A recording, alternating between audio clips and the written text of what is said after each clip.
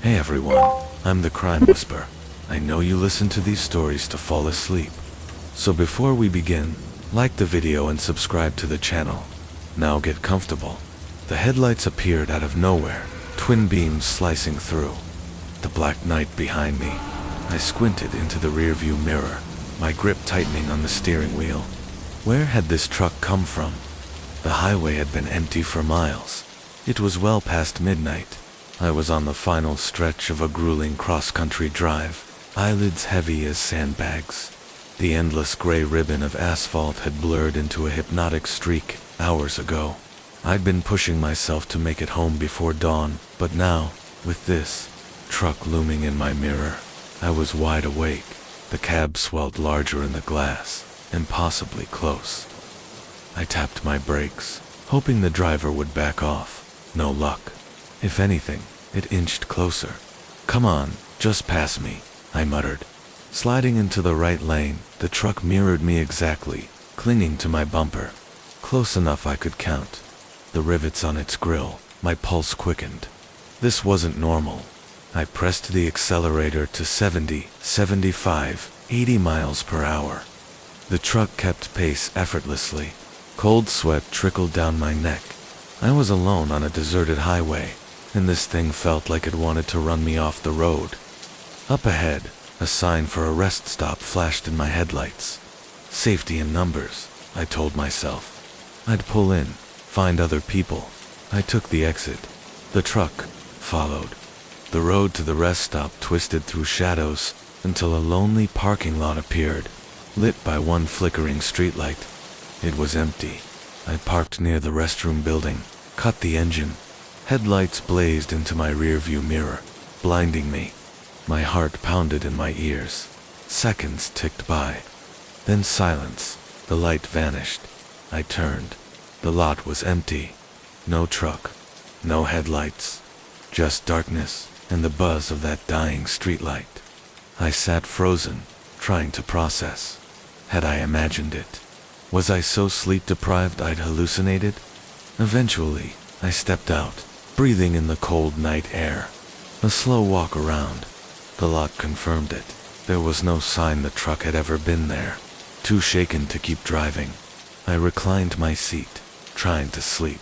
But every time I drifted off, I jolted awake.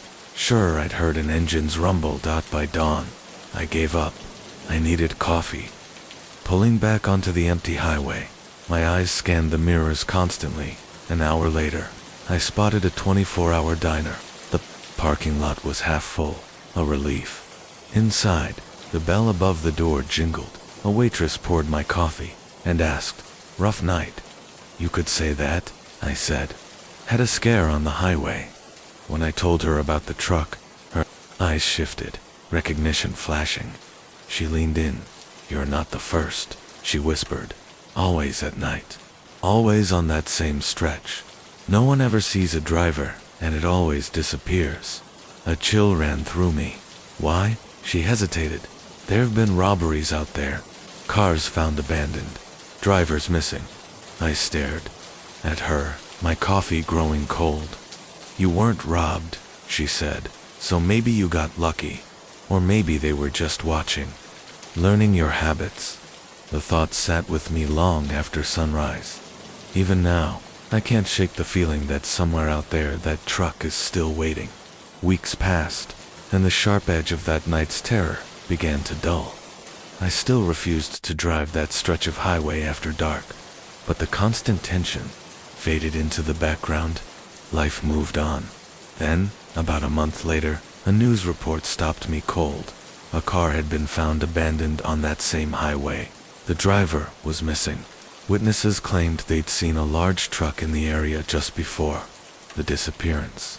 As I stared at the screen, a familiar chill crawled up my spine. Had I really escaped that night, or had I only delayed the inevitable? From that point on, every headlight in my rear view made me flinch. Every truck that passed sent my pulse surging. The once peaceful solitude of a late-night drive was gone, replaced by a constant, gnawing fear. And I knew one thing for certain. I would never look at an empty highway the same way again, because now I understood. Some highways aren't truly empty at night, and some things that lurk in the darkness don't vanish just because you turn to face them. The shovel struck something hard, sending a vibration up my arms. I froze, wiping sweat from my brow with a muddy hand. We'd been digging for hours, and there shouldn't have been anything but dirt for another 10 feet. "Hey, Jake," I called down to my son, who was working beside me in the well. "Grab the flashlight. I think we hit something." That metallic clang would turn out to be the sound that changed everything. I'd inherited this farm from my uncle 6 months ago, a fixer-upper in every possible sense. But after the divorce, it was a fresh start. Jake and I threw ourselves into repairs, fixing fences, patching the barn roof, and now digging a new well. Since the old one had run dry, Jake shone the flashlight where my shovel had struck. The beam bounced off something smooth and metallic, a strange glint against the dark earth. "What is that, Dad?" he asked, his voice caught between curiosity and unease. "I don't know, Bud," I said, already scraping at the soil with my hands. "Let's find out." Slowly, the object took shape, a metal container, about the size of a small suitcase. It looked ancient, its surface pitted with corrosion. My mind spun with possibilities. A time capsule, buried treasure, or maybe just a farmer's forgotten junk. It took another hour of careful digging before we freed it. The sun was setting by then, throwing long shadows across the field. We carried the container back to the barn without speaking, each of us lost in our own guesses. Under the barn's floodlights, I studied it more closely. No hinges, no latch, just a sealed box with a faded, illegible inscription on one side. "Should we open it?" Jake asked, practically bouncing. I hesitated. Part of me wanted to call the police, or a lawyer. What if it was evidence? But curiosity won. "All right," I said, reaching for a crowbar. "Stand back." It took some effort, but finally the lid creaked open, and the smell hit us. Musty, damp, like a cellar untouched for decades. Inside, wrapped in waxy paper, was a stack of photographs and documents. I picked up the top photo, holding it under the light. A young woman, maybe in her 20s, smiling at the camera. The style of her clothes and hair placed it in the 1960 South. I flipped it over. In faded ink were the words, "Sarah Milligan, minus 1964. "Who's that?" Jake asked, over my shoulder. "I don't know," I said, but something about the name tugged at my memory. We sifted through the rest. More photos of Sarah, many taken right here on the farm. Letters, newspaper clippings, a small leather-bound journal. When I opened the journal, a yellowed newspaper clipping slipped out. The headline made my skin prickle. "Local woman still missing after 3 months." The article told the story. Sarah Milligan had vanished from her family's farm in the summer of 1964. Despite exhaustive searches, no trace was found. Her father, the farm's owner, was the prime suspect, but he was never charged. "Dad." Jake's voice broke my trance. I took a deep breath. "Jake, I think we just found evidence in a very old missing person case." His eyes went wide, like a real mystery. "Yeah," I said, my mind racing. "A real mystery."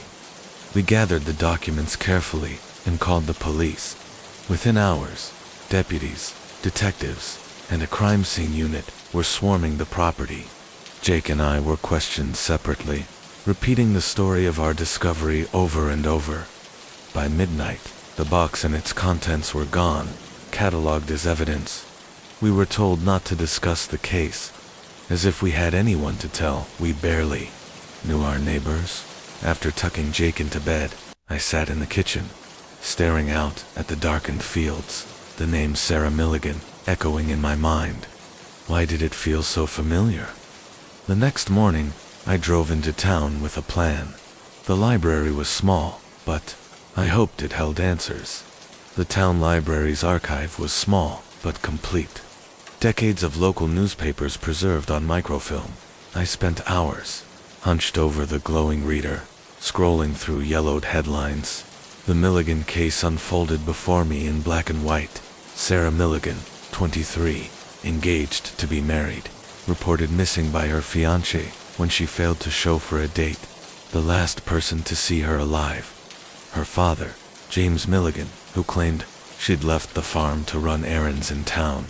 Piece by piece, the truth began to take shape. James Milligan, my uncle's name, the same uncle who'd left me this farm. With a slow, cold dread, I finally understood why Sarah's name had seemed familiar. My mother had mentioned her once. Years ago, a cousin who'd vanished before I was born. I left the library in a daze, the weight of it pressing on my chest. Had my uncle been involved in Sarah's disappearance? Had I inherited not just land, but a buried family crime? When I pulled into the driveway, a police cruiser was already there. Detective Reeves, the lead investigator, stood waiting. "Mr. Collins," she said, her voice clipped. "We need to talk." We sat at the kitchen table, the same table where I'd sat sleepless, staring into the night. She didn't bother with small talk. "We've identified the DNA on some of the items from the box," she said, locking eyes with me. "It matches Sarah Milligan. We're now treating this as a homicide." I nodded, my throat dry. "I have to ask," she continued, "did you know anything about this before you found the box?" "No," I said quickly. "Absolutely not. I inherited this farm 6 months ago. I never even met my uncle." Her eyebrow lifted. "Your Uncle James Milligan?" I hesitated, then confirmed it. She leaned back, processing. "So you are related to the Milligans?" I told her what I'd learned at the library, watching her expression shift as the pieces rearranged in her mind. "Mr. Collins," she said, "finally, this complicates things. We're going to need to conduct a full search of the property, and I'm afraid you and your son will need to stay elsewhere for now." I could only nod. The next few weeks were chaos. The farm became a crime scene. Forensic teams swept the fields and barn. Neighbors whispered. Reporters arrived. Then national news crews. The mysterious box. The missing woman. The man who'd inherited a decades-old secret. Jake's early excitement over finding a mystery dissolved into something heavier. Something he didn't have words for yet. It was Jake who asked the question I'd been avoiding. "Dad, do you think Uncle James did it?" I pulled him close, wishing I had an answer. "I don't know, buddy. I really don't." After 2 months, the police finally released the property. No new evidence. The case remained open, unsolved, but the farm was different now. Every creak of the floorboards, every rustle in the fields, felt like a whisper from the past. I avoided the spot where we'd dug up the box, as if Sarah's ghost might still be there. We stayed, partly because we had nowhere else to go, partly because it felt like leaving would be abandoning her story. I don't know if we'll ever learn the truth about Sarah Milligan, but I do know her story is part of ours now. And sometimes, when I pick up a shovel, I wonder what else might be buried here. And are some things better left undiscovered? The first time I saw the blue sedan, I thought nothing of it. The third time, my palms started sweating on the steering wheel. By the fifth, I was fighting the urge to scream. It had started as a fun road trip, a way for Emily and me to reconnect after a rough patch. We'd mapped our route from New York to California, dotted with quirky roadside attractions and scenic detours. 3 days in, the adventure had turned into a waking nightmare. The first sighting was outside Chicago, at a gas station. A nondescript blue sedan, maybe a Toyota, maybe a Honda, with tinted windows that hid the driver's face. 2 hours later, at a lonely diner, there it was again, parked just a few spaces down. "Is it just me?" I asked Emily, "or was that the same car at the gas station?" She squinted, then shrugged. "It's a pretty common car. Probably just a coincidence." I tried to believe her, but the unease stayed. As we ate, I kept glancing out the window. The car didn't move, By the time we reached a small town that night, I'd nearly convinced myself to forget it until I saw the motel parking lot. The blue sedan was waiting. Okay, Emily whispered, "That's weird." We checked in fast, locked the door, and I peeked through the curtains. The sedan sat motionless under the glow of the neon sign. "Should we call the police?" she asked, "and tell them that we've seen the same car a few times? They'll think we're paranoid?" We barely slept, taking turns watching the lot. By morning, the sedan was gone. Relief didn't last. Less than an hour after merging back onto the highway, I spotted it again. 3 cars back. "We need to lose them," I said, gripping the wheel until my knuckles whitened. Emily's face went pale. "How?" I swerved for the next exit, drawing angry honks from behind. The sedan followed. I took random turns down side streets, trying to throw it off. But every time I risked a glance in the mirror, it was still there. The mirror was empty then. A minute later, the car reappeared. It was like that all night, a game of shadows. Sometimes gone, sometimes there again, headlights burning holes in my nerves. After an hour of this cat and mouse, we rolled onto a lonely stretch of country road. Cornfields stretched for miles on either side, broken only by the occasional sagging barn or weathered farmhouse. "What do we do now?"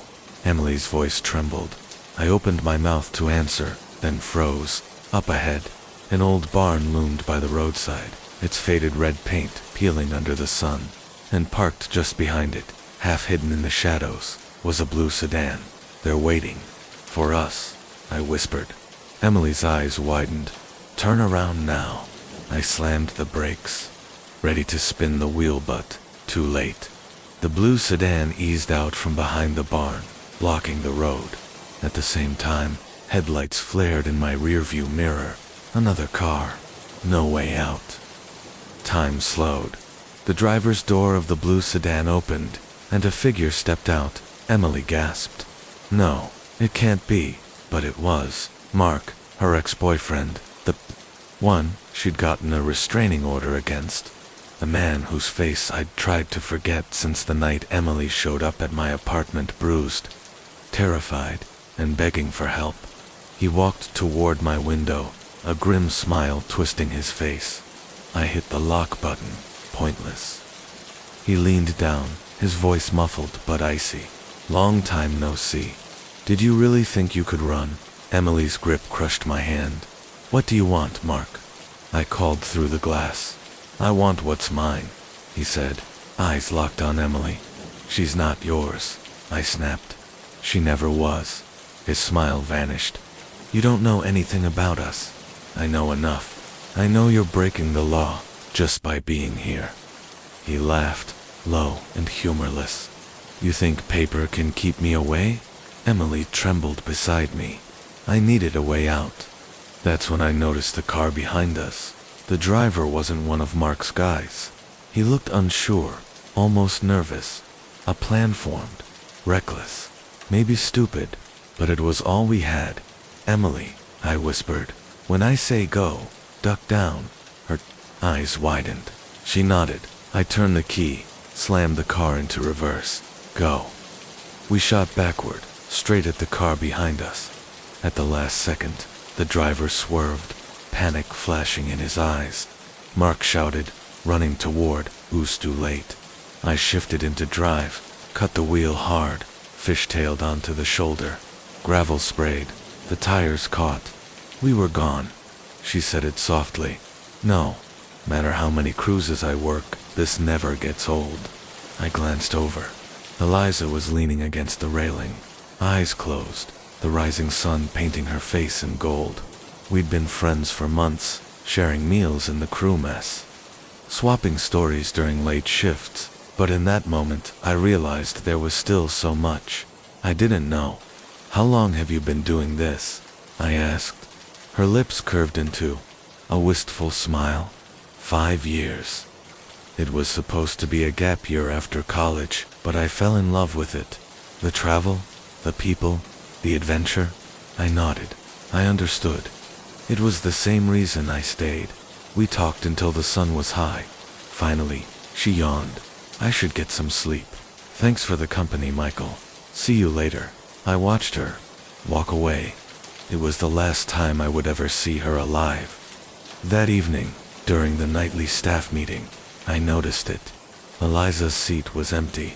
Has anyone seen Thompson? Rita, our supervisor, scanned the room. She was supposed to start an hour ago. She was heading to her cabin to sleep after the night shift, I said. Rita frowned. Go check on her.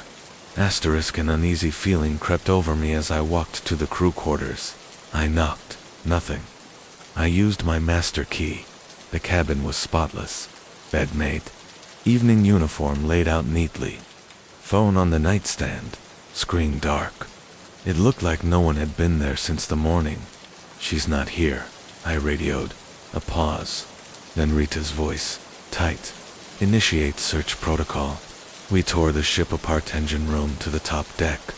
Security footage, interviews, nothing. The last sighting, 7:12 a.m. camera, outside her cabin. She goes in. Door closes.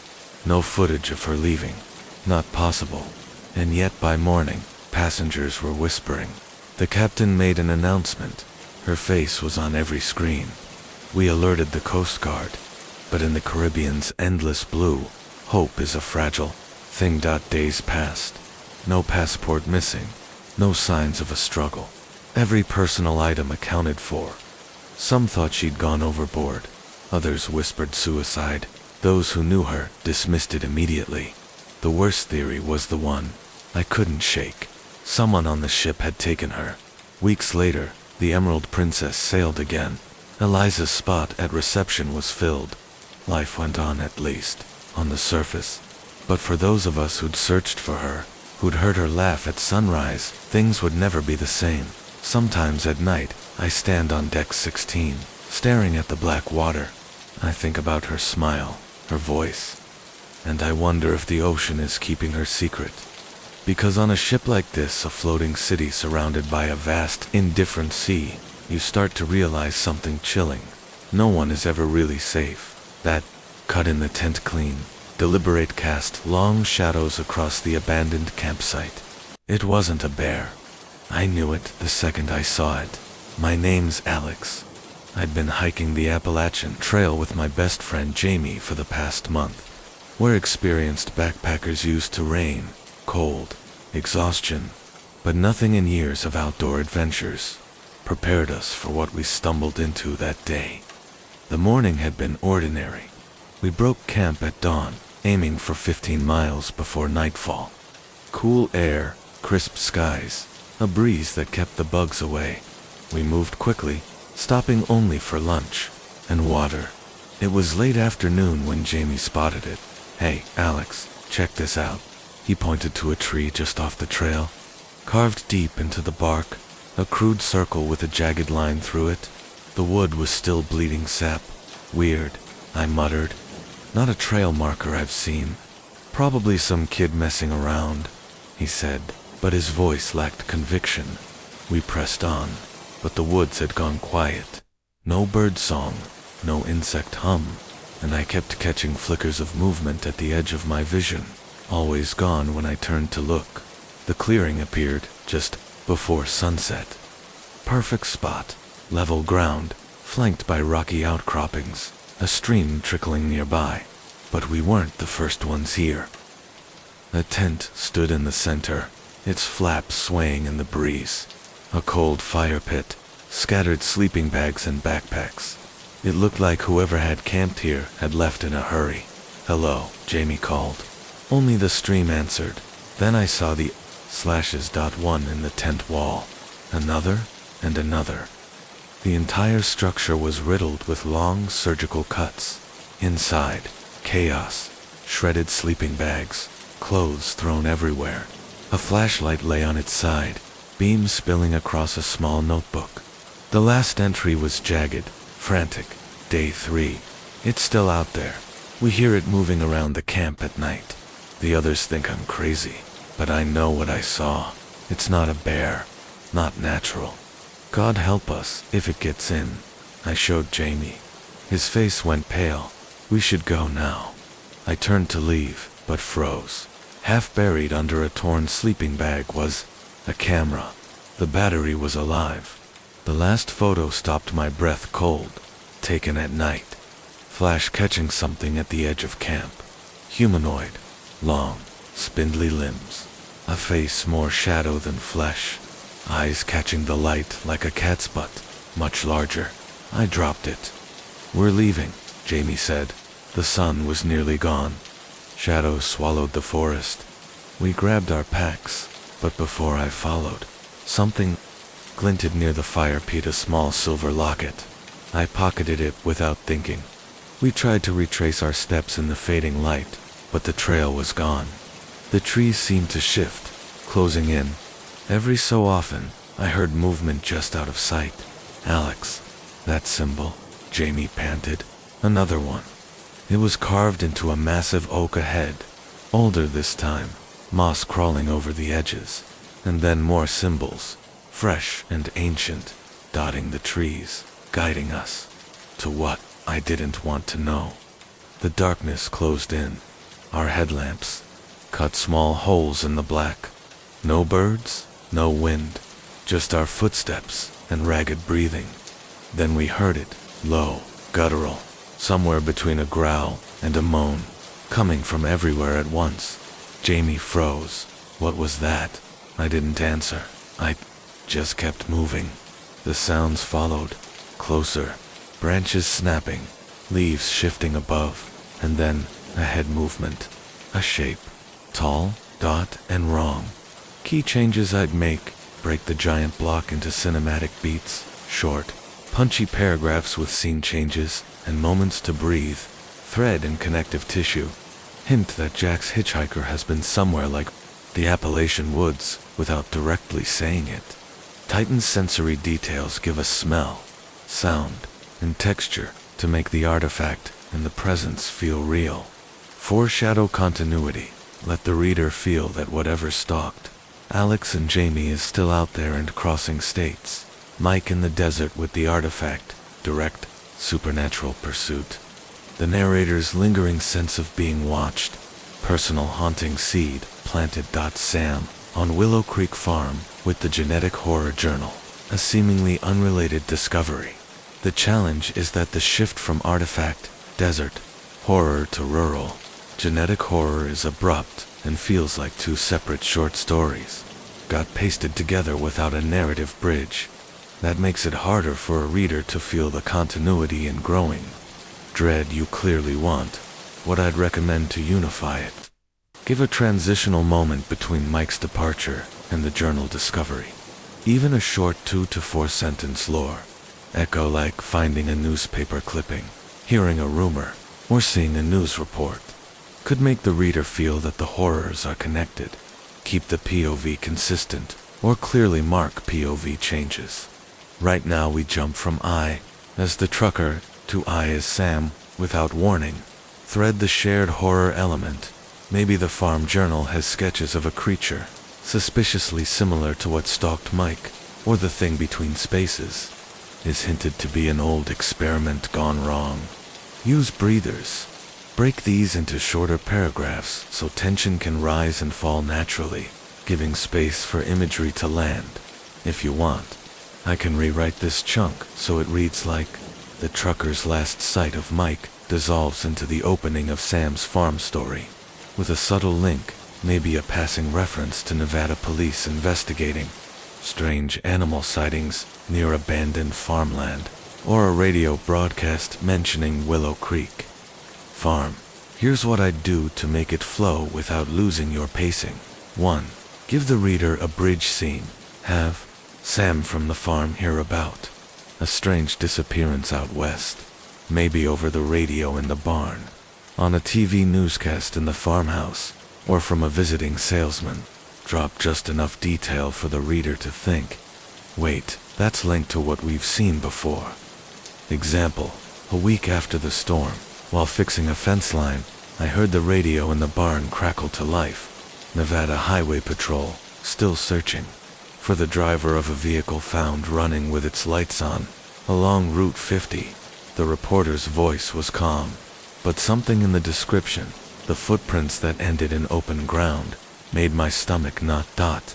Then you transition naturally into Sarah Jennings' POV, like the camera swinging from the radio to the actual scene point too. Keep POV transitions clean whenever you switch from one eye narrator to another. You need a small header or clear shift marker, otherwise the reader assumes it's the same person and gets lost. Something as simple as Chapter 6, Sarah Jenningser, even Nevada. Present Day 3. Maintain the shared horror element. Even if the Nevada case feels different, more procedural, give it one sensory or symbolic callback. Maybe the same sound Sam heard, the same odd footprints, or an artifact matching one from earlier. The driver's side door was slightly ajar. I shone my flashlight into the car. Everything looked normal. A half-empty water bottle in the cup holder, a phone charging on the dashboard, a duffel bag tossed in the back seat. No signs of struggle, no blood, no indication of foul play. "Hello," I called out, sweeping the beam across the surrounding desert. Only the whisper of the wind answered. That's when I noticed the footprints. A single set leading away from the driver's door into the scrubby field beside the highway, clear and purposeful. Not the staggering steps of someone hurt or confused. I radioed in and started following the trail. The ground was hard-packed dirt dotted with scrub brush, easy to follow in the flashlight's beam. I expected to find the driver relieving himself or disoriented somewhere close by, but there was nothing. The footprints ended abruptly about 50 yards out, as if their owner had vanished into thin air. I stood frozen, flashlight trembling in my hand. People don't just disappear. I searched around, widening the circle, looking for anything. Scuff marks, signs of struggle, footprints in other directions. Nothing. By the time backup arrived, I was sweating despite the chill of the night air. My partner Mike took one look at my face and immediately knew something was wrong. "What have we got, Sarah?" I showed him the car, the footprints, the impossible ending. He followed me out into the field, disbelief growing with every step. "This is weird," he said finally, hands on his hips. "Really weird." Forensics arrived, cordoned off the area. Photos, casts of the footprints, vehicles search, the works. The driver was identified as David Chen, 37, a software engineer from San Francisco visiting family in Denver. No history of mental illness or erratic behavior. Family hadn't heard from him. As dawn cast long shadows over the field, the mystery deepened. David Chen had vanished, leaving behind a running car and footprints that led nowhere. Days turned into weeks. Helicopters with thermal imaging scoured miles of desert. Phone records, bank statements, internet history. Nothing, no clues. Theories ran wild. Abduction, cults, aliens, government experiments, even portals to other dimensions. 1 week later, I got an anonymous tip. The voice was distorted, but urgent. "Look into the highway of tears." At first, I dismissed it, but something about the caller's fears stuck with me. That night, unable to sleep, I researched. The highway of tears wasn't a single road. It was a phenomenon spanning states, even countries. Lonely stretches of highway where people vanished, leaving cars running, purses on seats, footprints that ended suddenly. Some witnesses reported strange lights, others, a feeling of lost time, the world shifting around them. As I compiled case files, patterns emerged. Most disappearances at night, remote locations, electronic malfunctions, just before vanishing. I became jumpy, paranoid, scanning every roadside shadow. My partner noticed. "Sarah, you have to let this go," Mike said over coffee. "It's eating you up."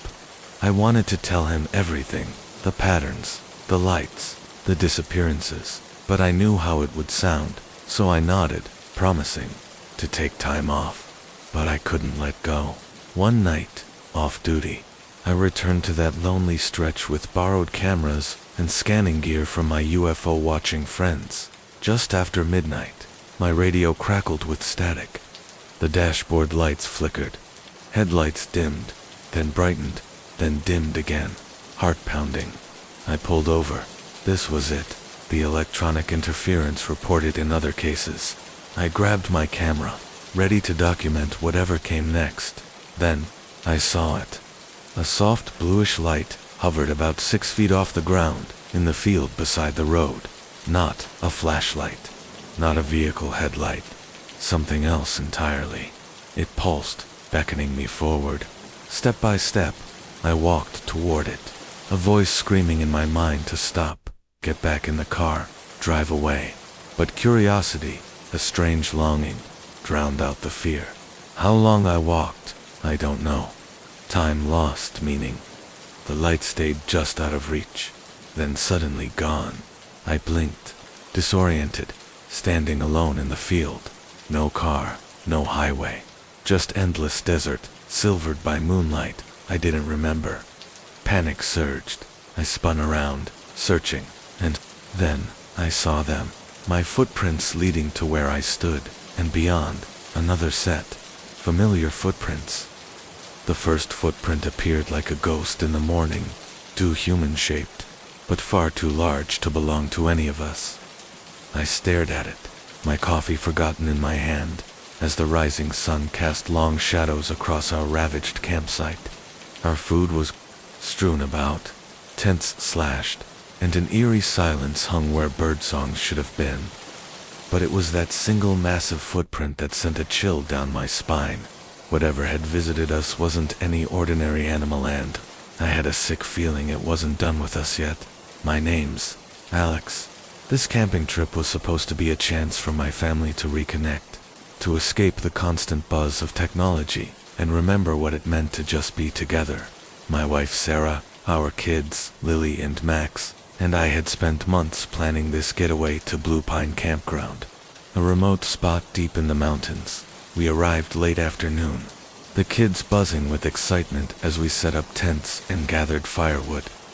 As night fell, we roasted marshmallows and told ghost stories, our laughter echoing through the trees. It felt perfect, like we'd finally found a way to pause the hectic pace of life and just breathe. If only I'd known how fast this retreat would turn into a nightmare. The first sign something was wrong came in the middle of the night. I woke to rustling outside our tent, too loud for a raccoon or any small wildlife we'd been warned about. Grabbing my flashlight, I unzipped the flap and peered out. The beam caught a flash of movements, something large, ducking behind a tree.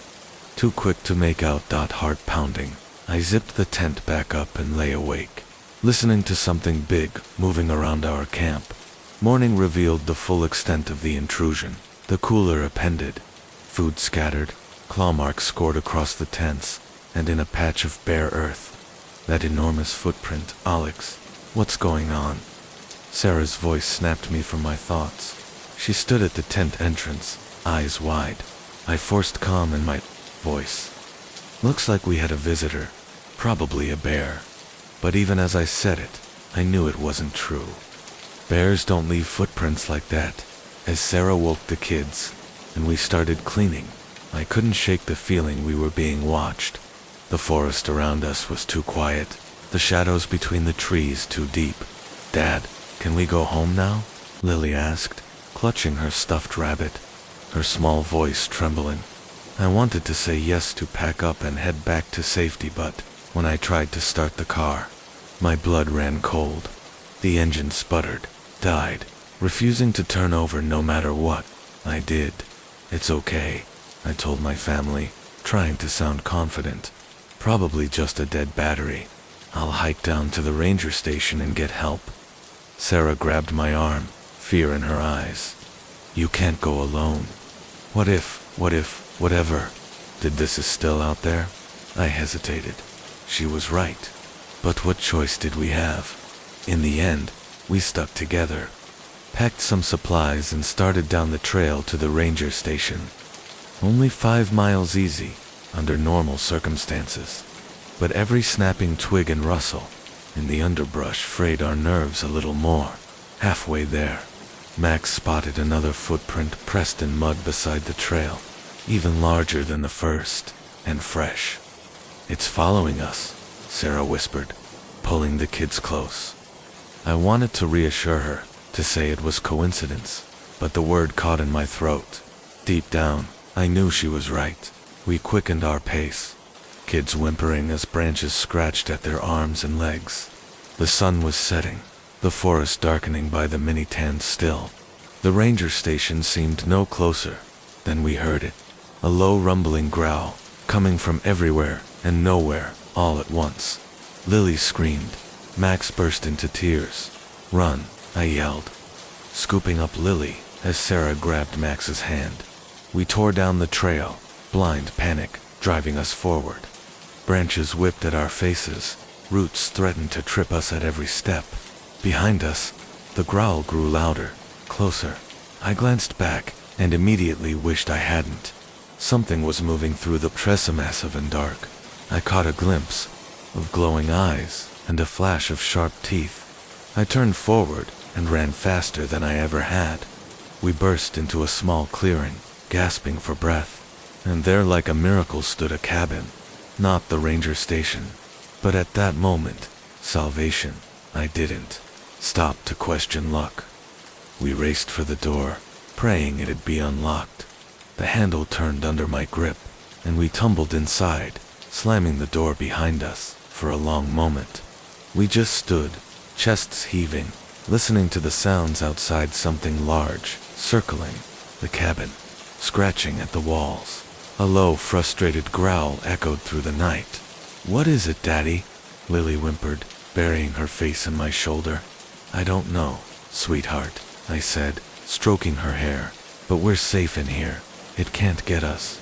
As our eyes adjusted, we took in our surroundings: a small one-room cabin with a fireplace, a few rustic furniture pieces, and shelves lined with canned goods and supplies. An emergency shelter, or hunting cabin.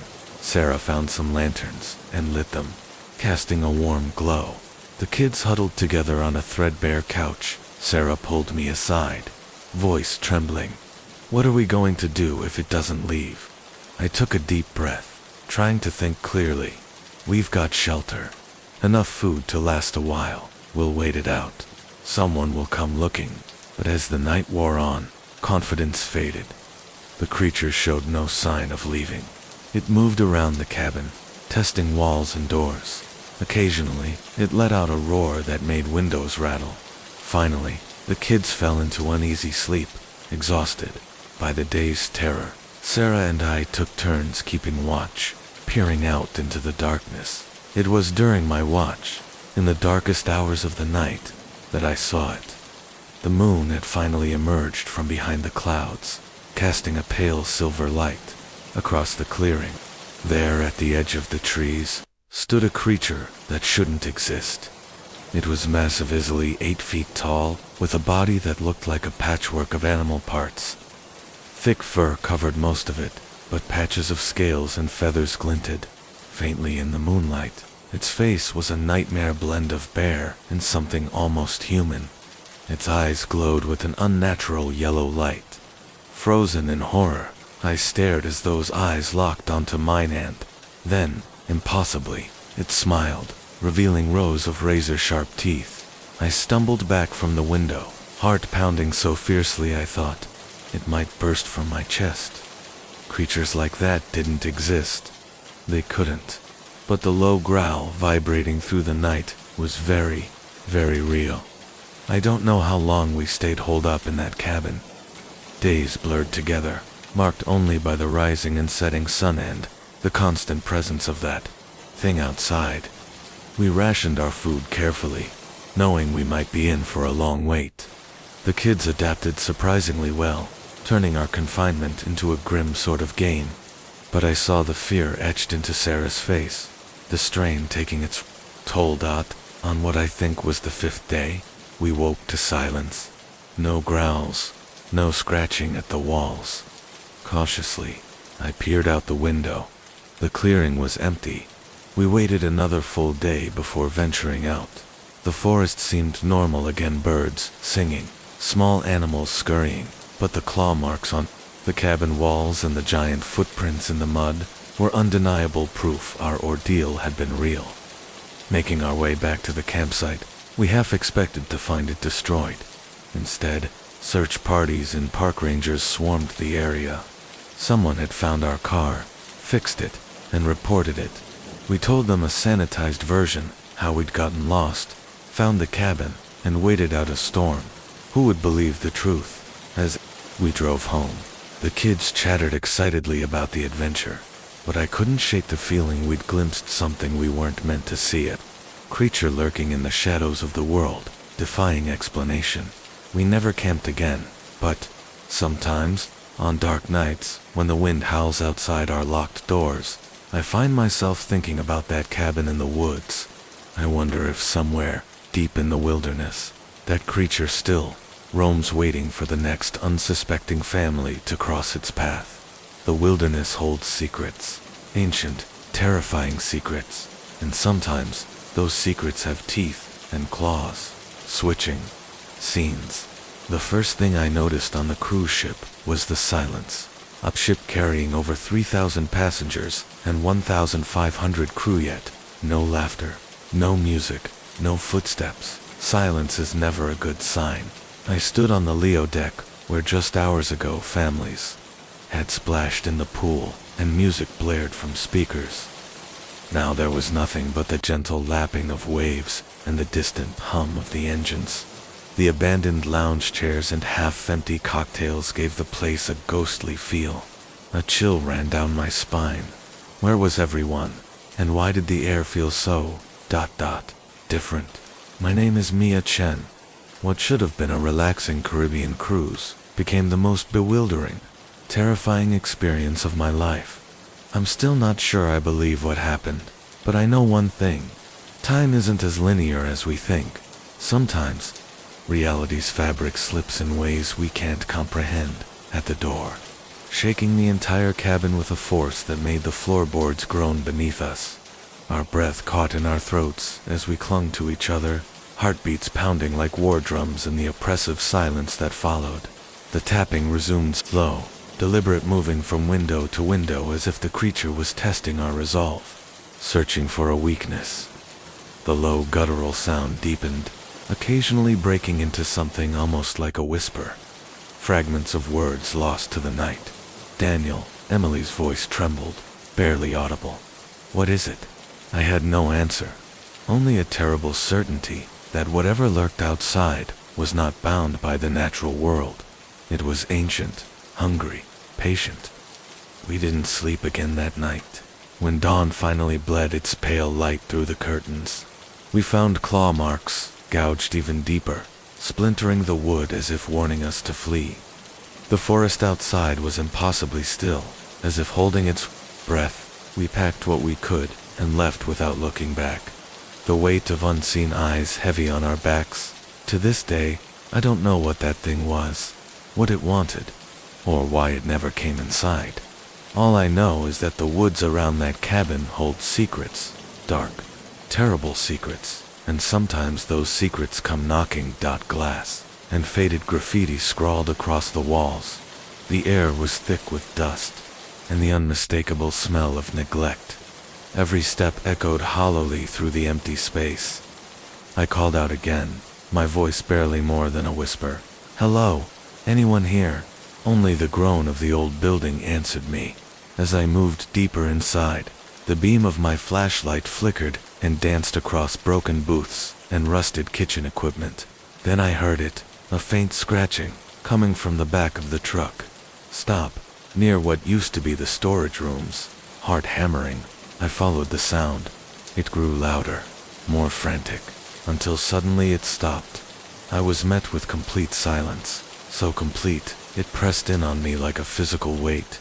Then a low, guttural growl rumbled from the shadows ahead, followed by a sound that chilled me to my core, a whisper, almost a hiss, that seemed to breathe my name. Mike. I froze, every instinct screaming to run, but my feet felt rooted to the floor. Something moved just beyond the edge of my light. Something large and terrible.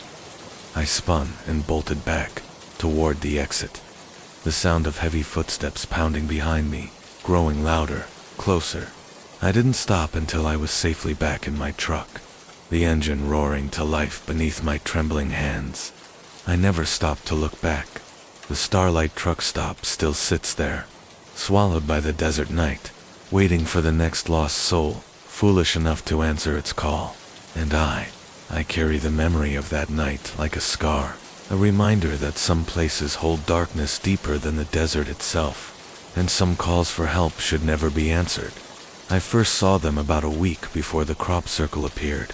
I was up, late, going over some paperwork in the kitchen, when a sudden glow outside caught my eye. At first, I thought it was the moonlight filtering through the clouds, but no, it was too bright, too steady. I stepped out onto the porch and looked toward the fields. There, hovering just above the wheat, were strange, pulsing lights, multicolored orbs that moved silently, weaving in and out among the stalks like ghostly dancers. I rubbed my eyes, certain I was seeing things, but the lights remained. The air felt charged, like before a storm, but the sky was clear and still. The next morning, I found the crop circle carved into my field, as if some gigantic artist had worked through the night. The pattern was precise beyond anything human.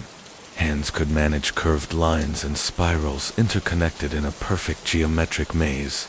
I called some neighbors, but none had seen or heard anything unusual. That's when the weird things started escalating.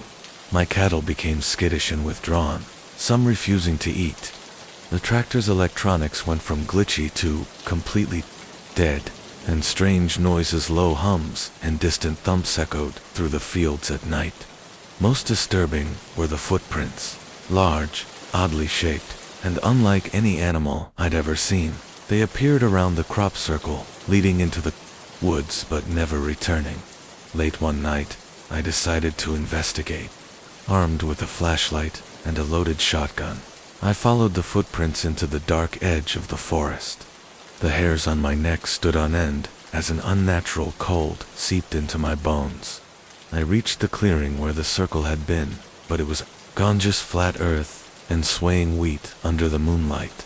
Then I heard it, a faint whispering carried on the wind, calling my name, urging me to come closer. I never did find out what carved that circle, or what those lights were, but I do know this. Since that night, nothing on this farm has been the same. Sometimes when the wind blows just right, I swear I hear voices among the wheat, telling me secrets I was never meant to know. If you ever come across a crop circle in the dead of night, don't investigate. Some mysteries aren't invitations, they're warnings. Sometimes when I drive past that old field at dusk, I swear the air shimmers just a little, like reality itself is thinner there, as if that place still remembers what touched it. Friends and neighbors avoid that corner of the farm, and I don't blame them. Even my dogs won't go near it anymore. I've learned not to speak much about what happened. People either laugh it off or look at me like I'm losing my mind, but I know the truth. Something came through that night, something ancient, something watching, something waiting, and I have a feeling it's not done with me yet.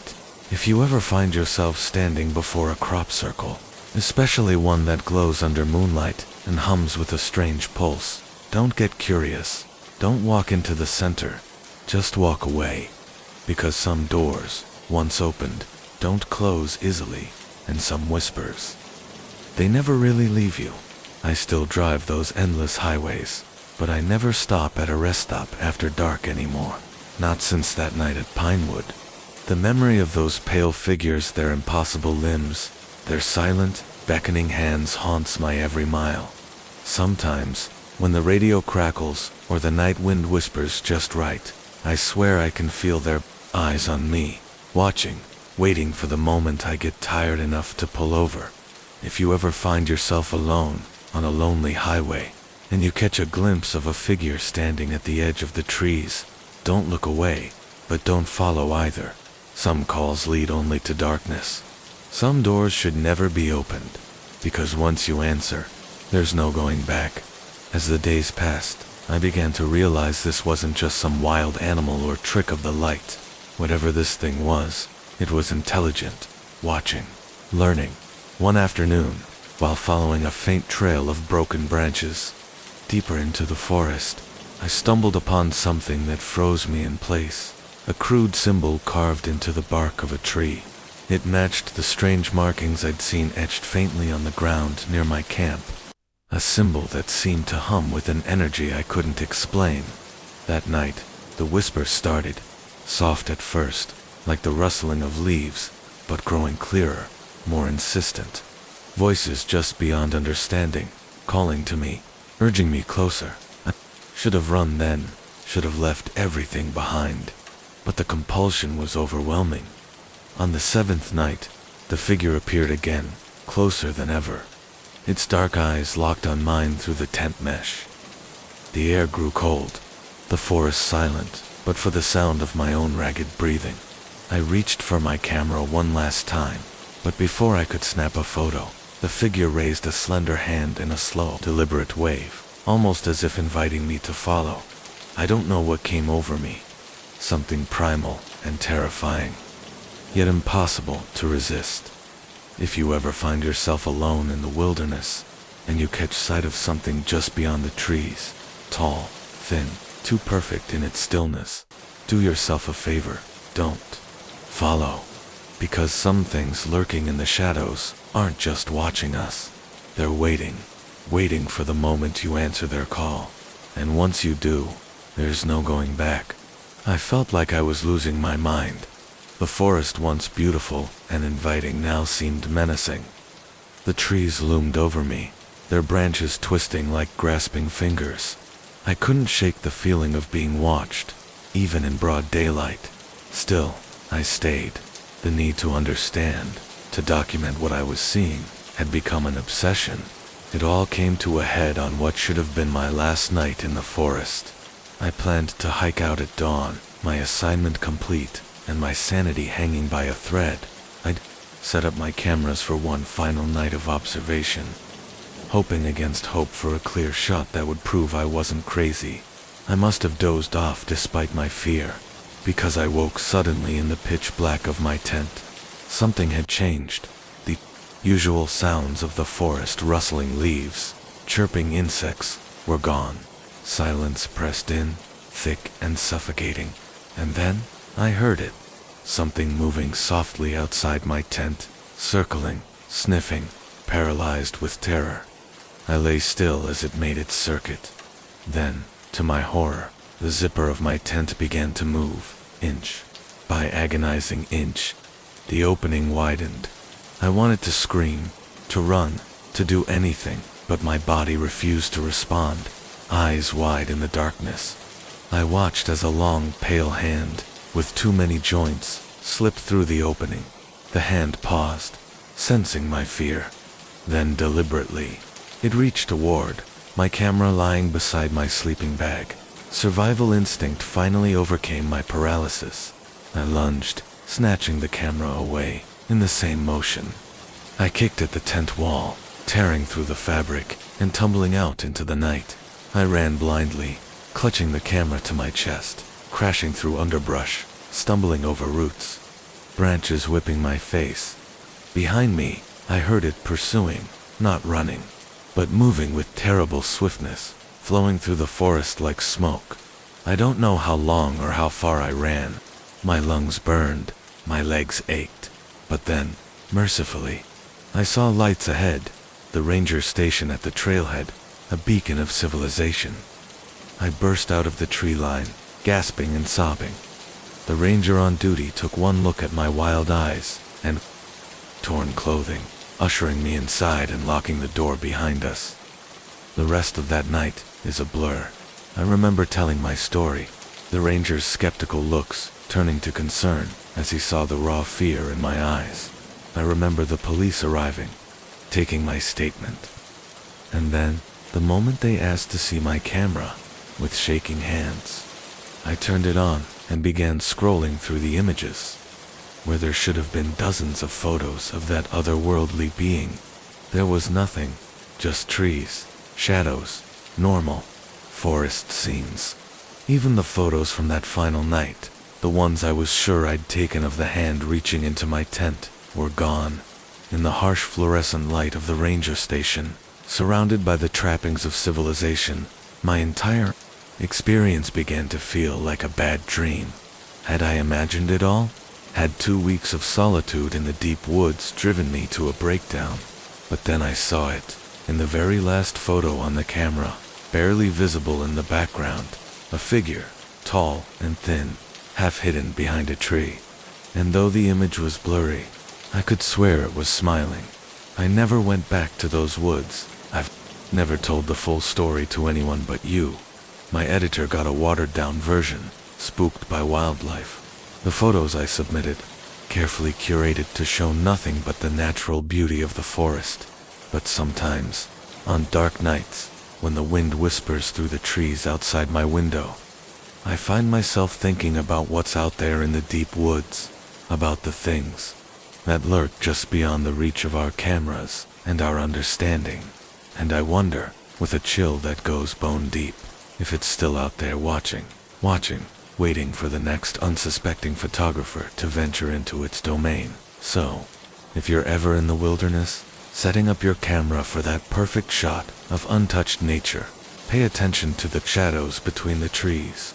If you see something moving there, something that doesn't quite fit, don't try to photograph it. Just run, and don't look back, because some things in this world aren't meant to be captured on film.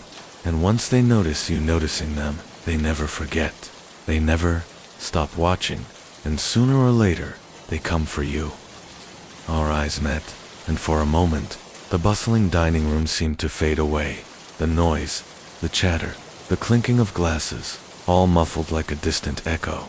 She smiled and waved at me, as if we were old friends reunited after years apart. I felt rooted to the spot, my mind reeling. This couldn't be real. It had to be some kind of elaborate prank, or a very vivid hallucination. A waiter bumped into me, breaking the spell. When I looked back, she was gone, lost in the sea of passengers making their way to their tables. Throughout dinner, I couldn't focus on the conversation at my table. My eyes kept scanning the room, looking for my doppelganger. I caught a glimpse of her once, sitting at a table across the room. But when I blinked, she was gone again. "Sarah, are you okay?" Mike's voice pulled me back to the present. "You look like you've seen a ghost." I forced a laugh. "Sorry, just a bit tired, I guess. Must be all that sun." But as the night wore on, the feeling of unease settled deep in my chest. Who was she? And why did she look exactly like me? The next morning, determined to find her and get some answers, I spent hours wandering the ship, checking every restaurant, lounge, and deck, but there was no sign of her. It wasn't until late afternoon that I saw her again. I was heading back to my cabin to get ready for dinner, when I caught a glimpse of her turning a corner at the end of the hallway. I broke into a run, but when I rounded the corner, the corridor was empty. That night, I couldn't sleep. Every time I closed my eyes, I saw her face, my face smiling at me across the dining room. Around 2 a.m., I gave up on sleep and decided to take a walk to clear my head. The ship was eerily quiet as I made my way through deserted corridors. I found myself on one of the upper decks, leaning against the railing and staring out at the moonlit ocean.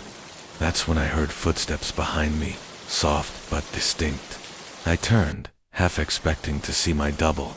Instead, it was Mike, looking surprised to see me. "Sarah, what are you doing up so late?" I hesitated, then took a chance. "Mike, this is going to sound crazy, but have you seen anyone on the ship who looks exactly like me?" He frowned, confused. "What do you mean?" I told him everything about seeing my doppelganger at dinner, about chasing her through the ship. As I spoke, I could see the concern growing in his eyes. "Sarah," he said gently when I finished, "maybe you should talk to the ship's doctor. Stress can do funny things to a person's mind." "I'm not crazy," I snapped, then immediately felt guilty at the hurt look on his face. "I'm sorry. I know what I saw. Mike, she's real." He nodded, but I could tell he didn't believe me. Okay, look, why don't we do some investigating tomorrow? If there really is someone who looks that much like you on the ship, other people must have noticed too, right? I agreed, grateful for his support, even if he thought I was losing my mind. We made plans to meet for breakfast, and I headed back to my cabin, feeling slightly better. That night, I dreamed of mirrors, endless corridors lined with mirrors, each one showing a slightly different version of myself. I woke up gasping, drenched in sweat. The next few days were a blur of paranoia and fruitless searching. Mike and I questioned other passengers, checked passenger lists, even bribed a junior crew member to let us look at security camera footage, but there was no sign of my mysterious double. Other passengers began giving me strange looks. I overheard whispers as I passed, people pointing and talking in low voices. More than once, someone approached me, insisting they'd just seen me in a completely different part of the ship. Mike stuck by me, but I could tell his patience was wearing thin. Maybe it's just someone who looks a lot like you, he suggested one afternoon as we sat by the pool. And now, you're just seeing what you expect to see. I wanted to believe him, but deep down, I knew what I'd seen. I was becoming more and more convinced that something very strange was happening on this ship. It all came to a head on the 8th night of the cruise. I was walking back to my cabin after a late-night movie when I saw her again. She stood at the end of the corridor, watching me. This time, I was determined not to let her get away. I ran toward her, calling out, "Wait, who are you? Why do you look like me?" She turned and fled. I chased her through twisting corridors upstairs, down hallways, through lounges and restaurants. It was like a maze, and more than once I found myself in parts of the ship I'd never seen before. Finally, I cornered her, in a dead-end hallway. She stood with her back to me, shoulders heaving as if she'd been running too. "Please," I gasped, out of breath, "just tell me who you are." Slowly, she turned to face me, and as she did, I felt the world tilt sideways. Her face was mine, yes, but wrong somehow. The proportions were slightly off, the eyes a little too large, the smile a little too wide. As I watched in horror, her features seemed to ripple and shift like a reflection in disturbed water. "Who am I?" she said, her voice a distorted version of my own. "I'm you, Sarah, or rather, I'm who you could be, who you might become." She took a step toward me. I stumbled backward, my back hitting the wall. What are you?" Her smile widened. "Impossibly. I'm a possibility, a potential future. This ship, it exists in a place where realities intersect, where different versions of ourselves can meet." My mind reeled, trying to make sense of her words. "But why? Why show yourself to me?" She laughed, and the sound sent shivers down my spine. "To give you a choice. Of course, you can go back to your life, your safe, predictable existence. Or, you can embrace the unknown. Become something more." As she spoke, I noticed something behind her. The end of the hallway was shifting, shimmering like a heat haze, and beyond it, I caught glimpses of other places, other realities. She held out her hand. "Come with me, Sarah. See what you could become." For a moment, I was tempted. The promise of adventure, the unknown, it pulled at me. But then I thought of my life back home, my friends and family. Mike, probably worried sick about where I disappeared to. I shook my head. "It's starting," someone whispered. I turned to see the remaining patrons, about a dozen of us huddled in the center of the diner. The waitress was among them, her earlier composure shattered, clutching a coffee pot like a weapon. "What's starting? What the hell is going on?" I demanded, my voice barely above a whisper. She looked at me with eyes wide and desperate. "The midnight hour. It's when the veil between worlds thins, when things slip through, when the diner becomes a crossroads." A cold shiver ran down my spine. "Crossroads for what?" I asked, trying to keep calm. Not what, who, she said, voice trembling. Beings from places that shouldn't be. They come through when the clock strikes 12. They want in. They want something. The large clock on the wall ticked louder in the sudden silence. Jam 11:50 menit. Pam.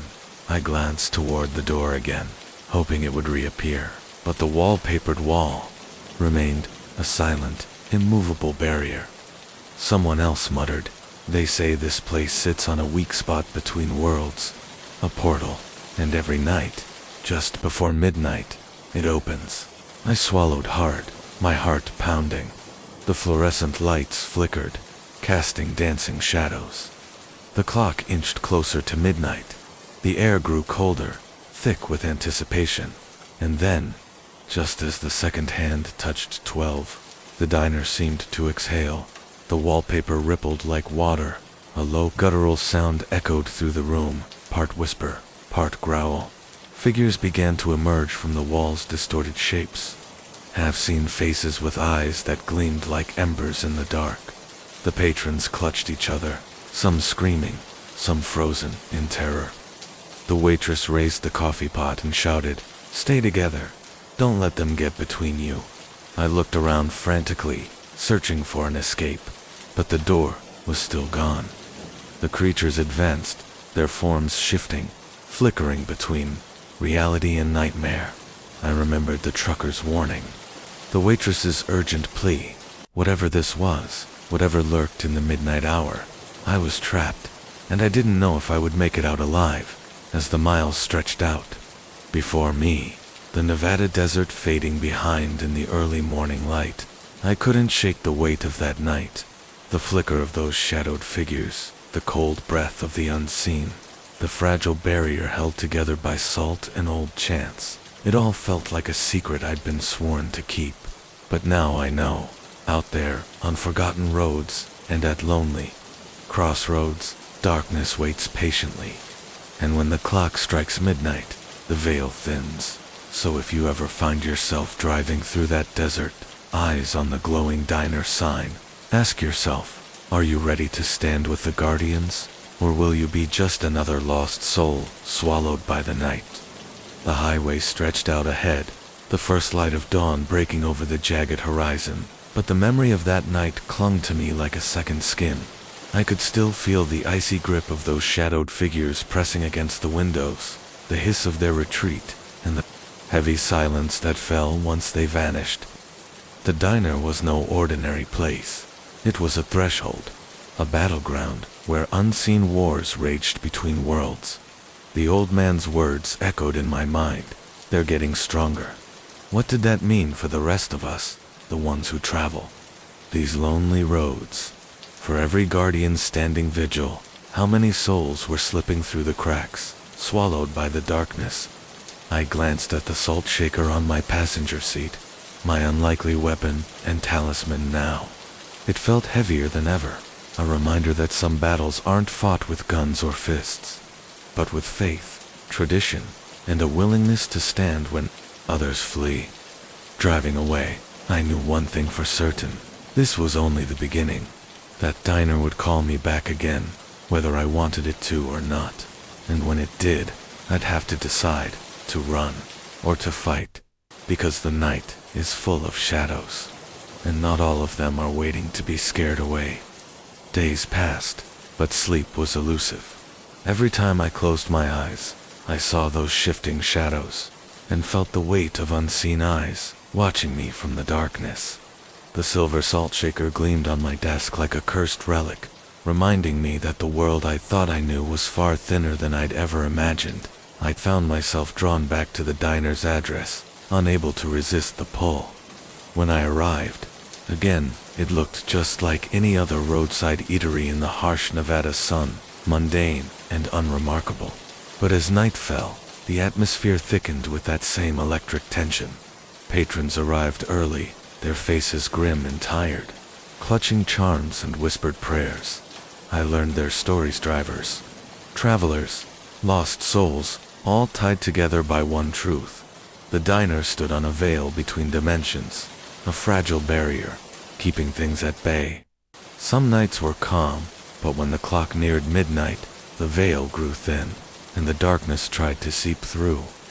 That night, I stood with the guardians, salt in hand, voice raised in chant. I faced the creeping forms, with a terror I'd never known. They were smarter this time, shifting, testing the circle's strength. When one nearly touched me, I felt coldness seep into my bones, a chill that whispered promises of oblivion. But I held firm. When dawn finally broke, the shadows retreated, leaving a fragile peace. I don't know how many nights I'll stand watch here. I don't know if I'm strong enough, but I do know this. Some roads lead nowhere, some choices bind you forever, and some battles choose you. And this war between light and dark, it's far from over. Late one night, after the battle had ended and the last patrons had drifted away, I stayed behind, unable to leave the diner's cold glow. The old man, the one who had first welcomed me into the circle, sat across from me, his eyes heavy with memories and regret. "You want to know why this place exists?" he asked, voice rough as gravel. I nodded. He took a slow breath. Decades ago, this stretch of desert was sacred ground to an ancient people. They believed it was a crossroads, a place where the worlds overlapped. When settlers came, they disturbed something, an old, restless force, hungry and patient. The diner was built right over that convergence. Every night at midnight, the barrier weakens, and things from other realities try to slip through. I swallowed hard. The shadows, what are they? He looked me in the eye. Not just shadows. Lost souls, creatures trapped between dimensions, beings from places we aren't meant to understand. Some are malevolent, some are desperate, but all of them want to cross over. And if they do, his voice trailed off. But I understood. If the barrier fell, nothing we know would be safe. We fight to hold them back, he said grimly. Salt, iron, prayers, these are weapons, but they're barely enough. Each year the creatures grow stronger, and the veil grows thinner. I felt a shiver ripple through me. This was bigger than I thought, bigger than anyone could imagine. "Will you help us?" he asked, sliding a worn leather-bound book across the table. "Because the darkness is patient, and it's coming for all of us." The Diner at Midnight, Part 2. The veil-fenced diner's neon sign flickered one last time before succumbing to the dim dawn light, its hum fading into silence.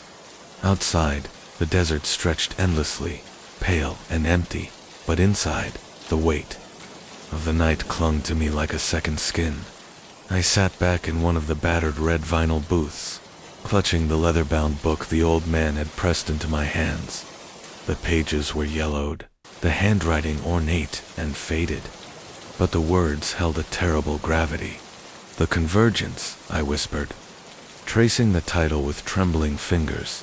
He'd told me the diner was built atop a thin place, a nexus between worlds where the fabric of reality frayed and bled. Every midnight, the veil weakened, and creatures slipped through, beings from realms not meant for human eyes or minds. The book spoke of ancient guardians, ordinary people chosen or cursed to stand watch, armed with little more than salt, iron, and faith against the creeping darkness. A sudden clatter behind me startled me upright. The waitress, her smile gone, replaced by a weary shadow, had returned. "Are you going to join us?" she asked softly, nodding toward a small group gathered near the counter. "The next shift begins soon." I hesitated. Could I really commit to this? To standing vigil against something so unknowable, so terrifying? But deep down, I knew I had no choice. Chapter 1. A New Guardian. That night, I returned to the diner as the sun sank below the horizon, painting the sky with bruised purples and fiery oranges. The group greeted me like an old friend, though most were strangers. Truckers, travelers, locals, people bound by the shared knowledge of the dark forces that haunted this lonely place. The old man introduced himself as Hank, his eyes clouded with age, still burned with fierce resolve. "This is our family now," he said. You'll learn to fight, to hold the line, because if we fail, the world we know ends. The hours crawled forward. As midnight approached, tension crackled in the stale air. The jukebox began its eerie tune, a warped, slowed version of great balls of fire that seemed to seep into my bones. Outside, the shadows gathered like smoke, swirling around the diner's windows, pressing against the glass with unnatural hunger. Hank led us in the chant words in an ancient tongue that felt both foreign and familiar. The salt and iron clutched in my fists felt heavy, powerful, a tangible line of defense. Figures emerged from the dark, elongated shapes with twisting limbs, faces that blurred and shifted like nightmares given form. They pushed against our circle, relentless, vicious. I threw salt with trembling hands, the shards scattering like stars across the floor. The creatures recoiled with a screech that tore through the silence, then reformed, relentless as ever. Chapter 2. Whispers from the Veil. After the tide of shadows receded with the first light of dawn, I found myself unable to leave. Something about the diner's bleak glow held me captive, as though I was tethered to this place by invisible threads. In the quiet hours before the sun, I pored over the book, desperate for answers. The pages told of a time when the veil had been stronger, when the realms remained separate, and humanity was safe. But greed, ignorance, and forgotten rituals had weakened the barriers. The shadow creatures were once spirits of balance, keepers of the thresholds between worlds. But they had become corrupted, twisted by the pain of being trapped, fractured by centuries of neglect. Now, they sought not only passage, but dominion. The book hinted at a greater threat, an ancient entity known only as the Weaver, a dark presence that pulled the threads of reality to unravel the veil entirely. Guardians before me had fought valiantly, but many had fallen or disappeared without a trace, swallowed by the very darkness they opposed. Chapter 3. The Hunter's Path. Over the following weeks, I trained with the Guardians, learning to recognize the signs of thinning reality, to reinforce the circle with salt and iron, and to chant the protective incantations. I discovered that the shadows were sensitive to emotion, feeding on fear and doubt. Strength came not only from rituals, but from unity and resolve.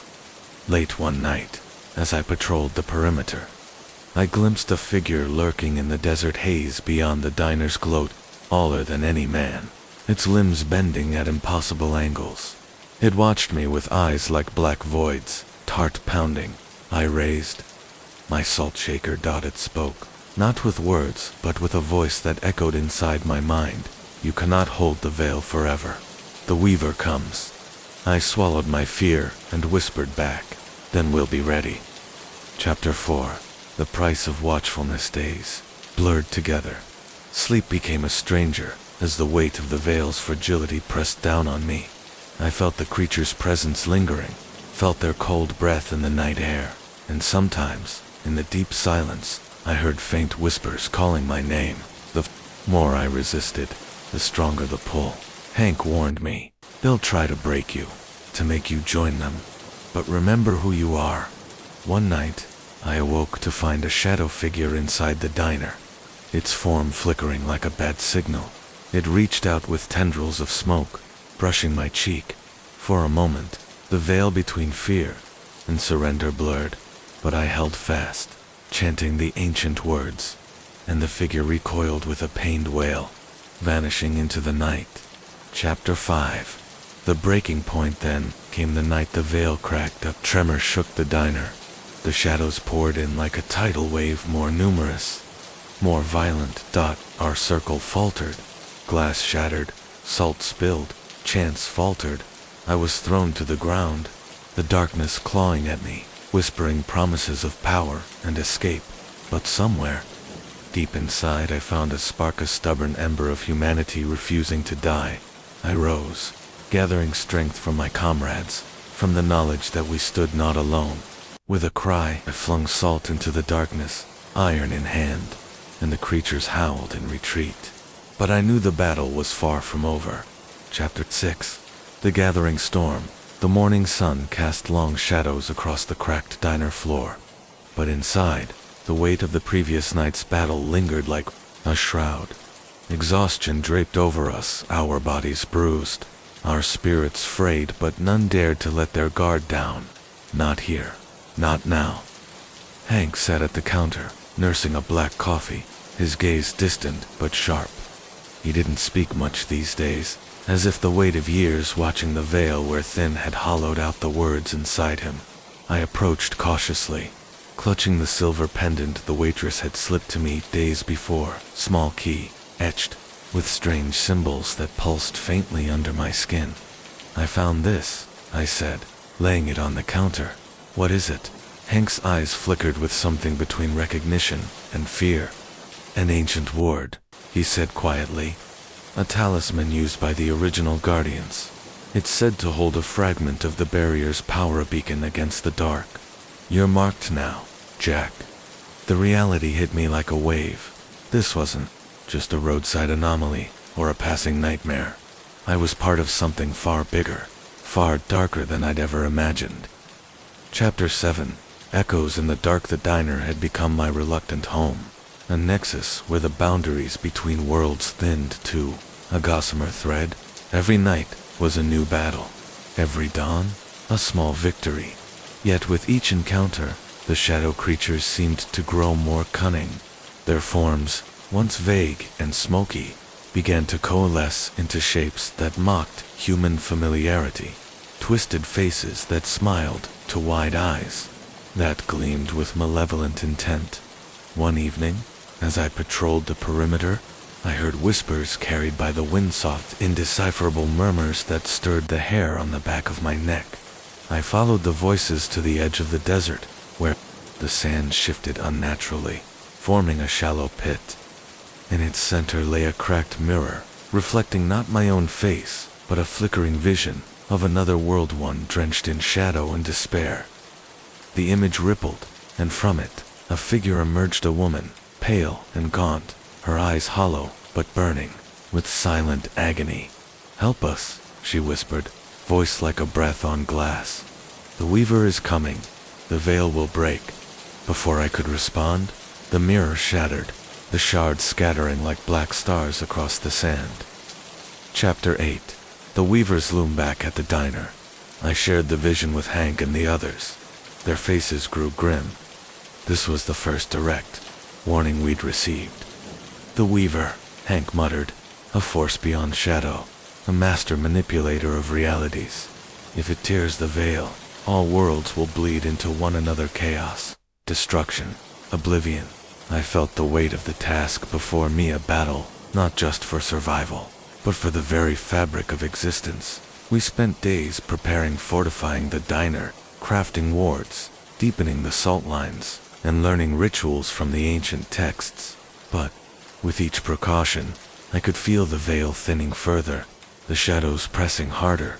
Chapter 9. Fractured reflections. Sleep became elusive. Nightmares haunted my dreams, visions of endless corridors lined with mirrors, each reflecting distorted versions of myself.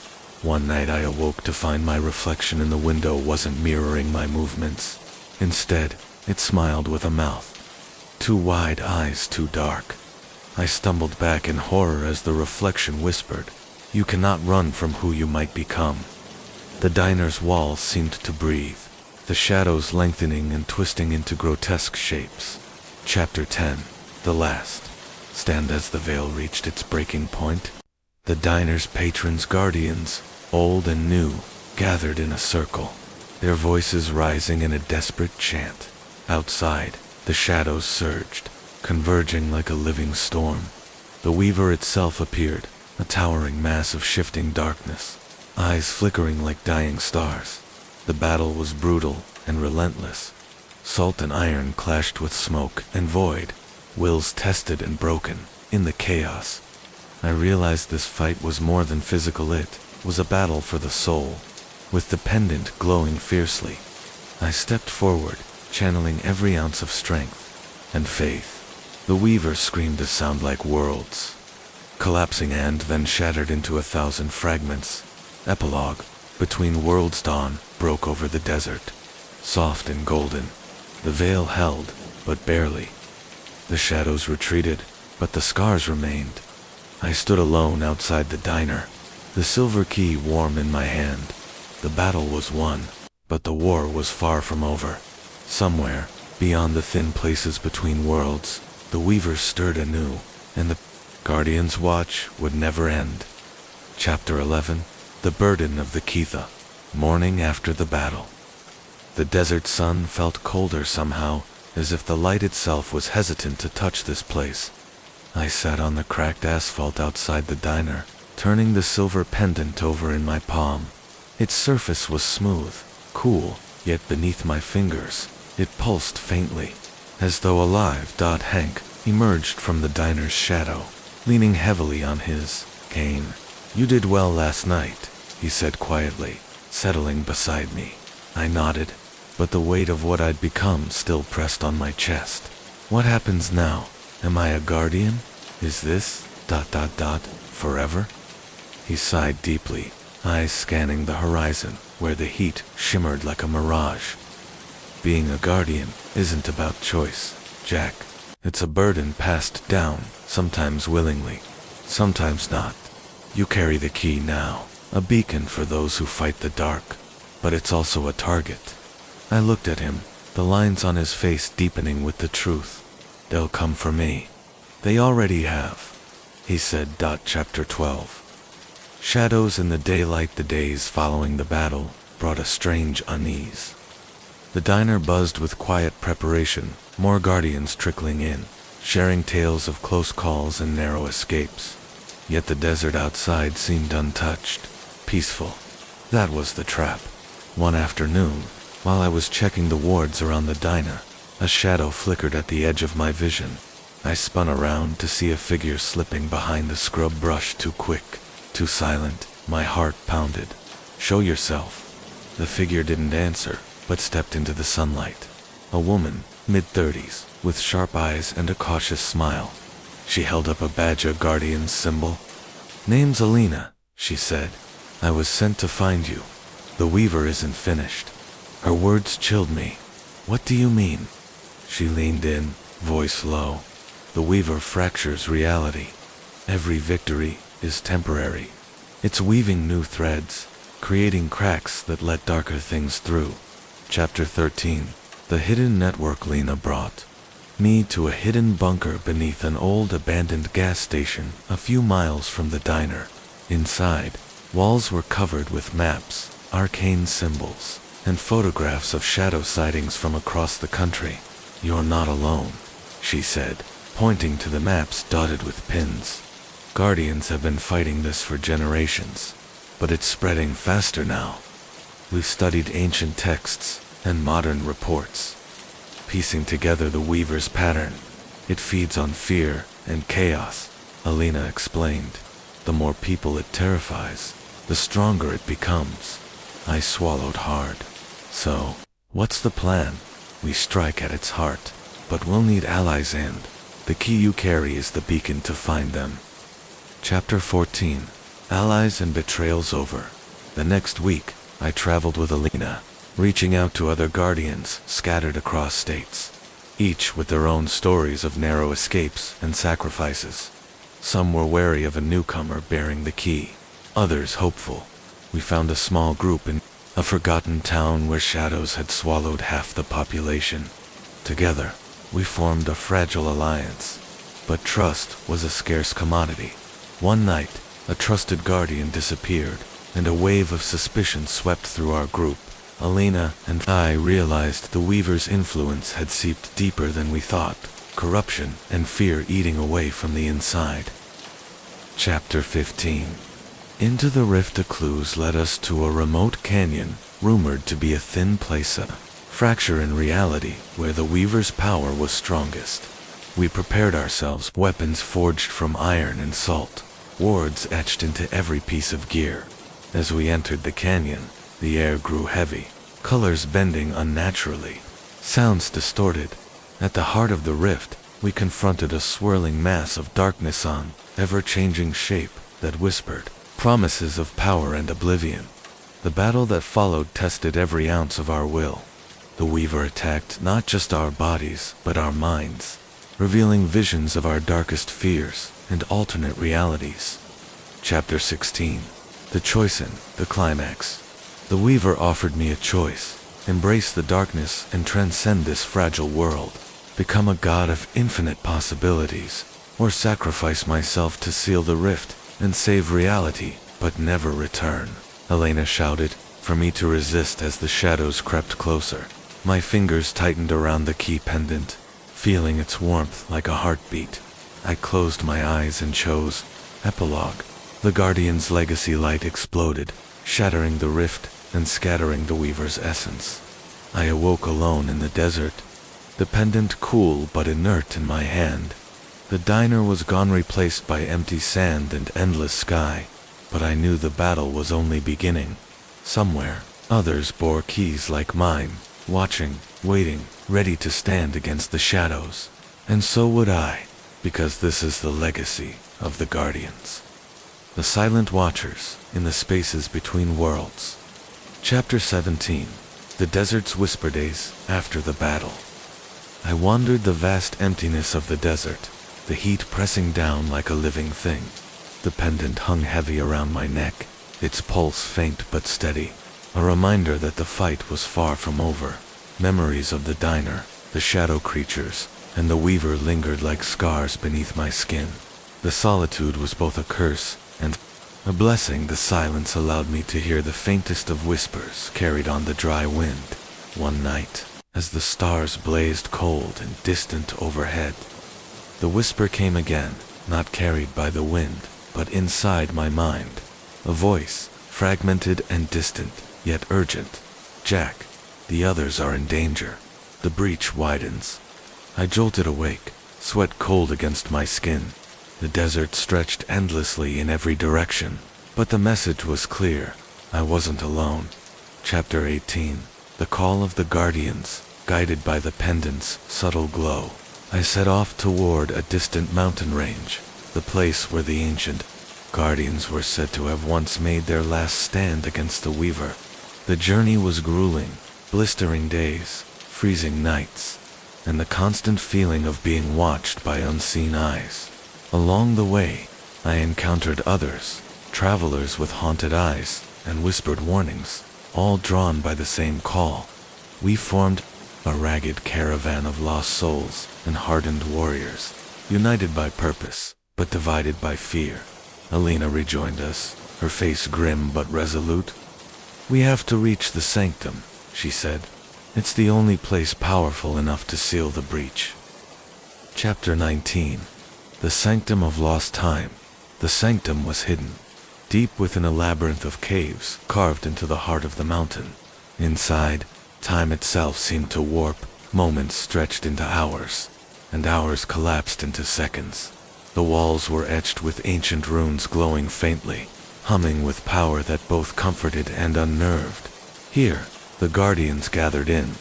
Secrecy, passing down knowledge and training for centuries. But something was wrong.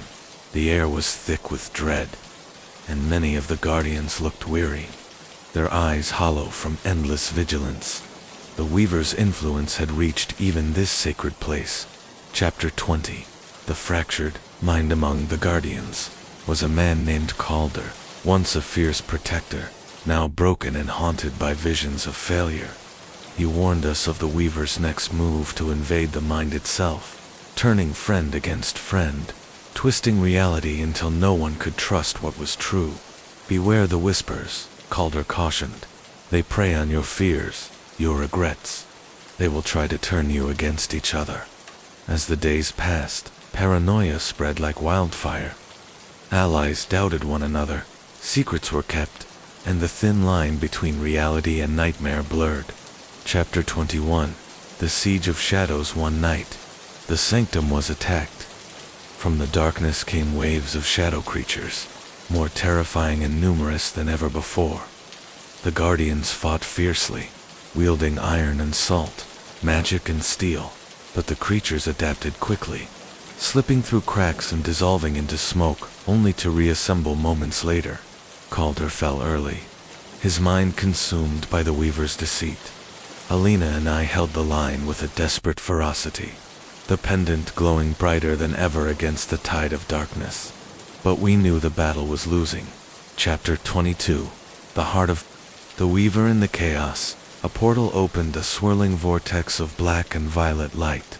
From it emerged the Weaver itself, a being of impossible form, shifting and folding in on itself like a nightmare given shape. It spoke directly into my mind, a voice like 1,000 screams, offering power, release, freedom from the endless fight. But I saw the truth beneath its lies. Destruction, endless hunger, the unraveling of all existence. With Elena's help, I focused the pendant's light into a beam of pure energy, striking the weaver's heart. The creature shrieked, the rift began to close, and the shadow creatures disintegrated. Chapter 23. The dawn of vigilance. When the light faded, the sanctum lay in ruins, the breach sealed, but the cost was clear. Many guardians had fallen, and the world beyond remained unaware of the battle fought in shadows. Alina and I stood among the survivors, knowing our journey was far from over. The pendant no longer pulsed faintly, now it blazed, a beacon calling out to others like us. We were the last line between light and darkness, guardians,